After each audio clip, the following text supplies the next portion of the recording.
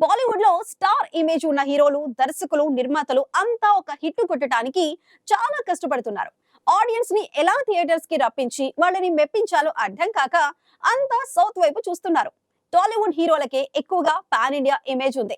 కాబట్టి తెలుగు దర్శకులను గట్టిగా లిఫ్ట్ చేసి మార్కెట్ పెంచుకునే అవకాశాలు ఇప్పుడు ఎక్కువగా ఉన్నాయి.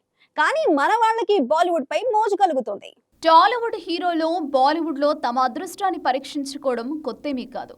మెగాస్టార్ చిరంజీవి, అక్కినేని నాగార్జున, విక్టరీ వెంకటేష్ లాంటి స్టార్లు గతంలో హిందీ చిత్రాల్లో నటించి విజయం సాధించే ప్రయత్నం చేశారు.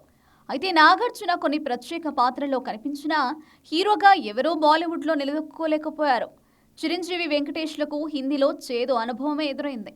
కొత్త తరంలో రామ్ చరణ్, జంజీర్, ప్రభాస్, ఆదిపురుష్ చిత్రాలతో బాలీవుడ్లో అడుగుపెట్టారు.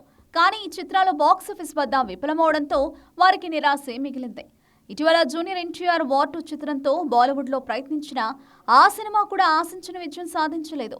ఈ టైంలో బాలీవుడ్లోని ప్రముఖ నిర్మాణ సంస్థ యష్ రాజ్ ఫిల్మ్స్ మరో తెలుగు హీరోను తమ ఎంతో ప్రతిష్టాత్మకమైన ధూమ్ సిరీస్లోని 4వ చిత్రం ధూమ్ 4 కోసం సంప్రదిస్తున్నట్లు వార్తలొస్తున్నాయి. ధూమ్ సిరీస్ బాలీవుడ్లో పాన్ ఇండియా ఆకర్షణ కలిగిన యాక్షన్ ఫ్రాంచైజ్గా పేరుగాంచింది.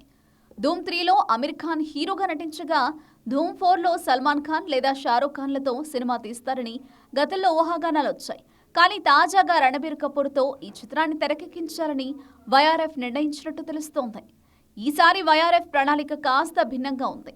ఒకే హీరోతో కాకుండా ఇద్దరు సూపర్ స్టార్లను లీడ్ రోల్స్లో తీసుకోవాలని భావిస్తున్నారు.